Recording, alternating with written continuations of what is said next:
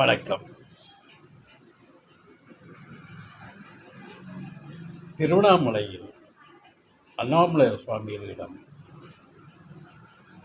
அங்கே இருக்கும் சாதுக்களின் உயர்ந்த பண்பான அமைதியான சாதுக்களும் உண்டு, சன்னியாசிகளும் உண்டு.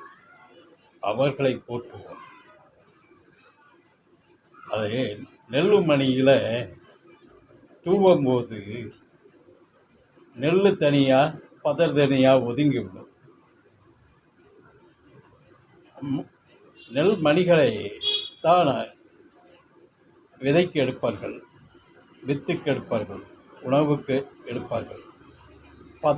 பதர்கள் கற்கான்னு சொல்லுவாங்க, அதை ஒதுக்கி விடும்.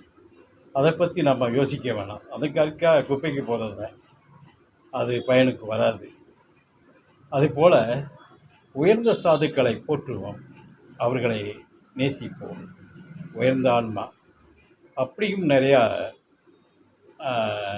இவங்க ஏதாச்சும் யூடியூப்பில் போய் பேட்டி எடுத்தால் கூட அவங்க நான் பேச மாட்டேன், வேண்டியதில்லை அப்படின்றாங்க.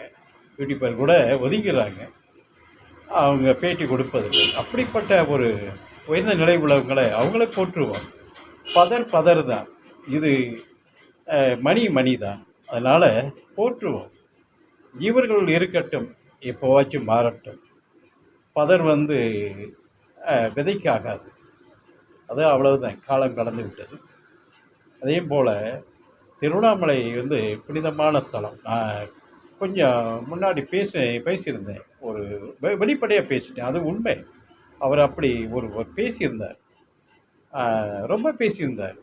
சங்கடமாக மக்கள் இதுக்கு கிரிவலம் போயிட்டுருக்காங்க, அவங்களுக்கு முன்னாடி எங்களை இது பண்ணால் இங்கே செத்துறீங்க, யாருமே இருக்க மாட்டீங்கன்னா எல்லாம் ரொம்ப பேசிட்டார். அதனால தான் அந்த அடியனை உணரட்டும்னு ஒரு பக்குவப்பட்டு ஒரு பதிவு போட்டேன்.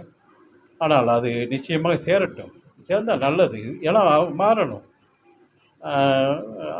புனிதமான ஸ்தலத்தில் இப்படிலாம் ஒரு வார்த்தைகள், ஒரு சாபம் விடுத வார்த்தைகள்லாம் அங்கே தூவக்கூடாது. அது அவங்களும் மாறணும். அப்படி சாபம் விடுற நிலையில் உள்ளவங்க மாறட்டும். ஆனால் மேல் நோக்கிய பிரபஞ்ச சிந்தனை உள்ள சாதுக்களும் இருக்கிறார்கள். இவர்கள் வட்டத்தில் இருப்பதில்லை, ஒதுங்கிக் கொள்கிறார்கள், சாந்தமாக இருக்கிறார்கள்.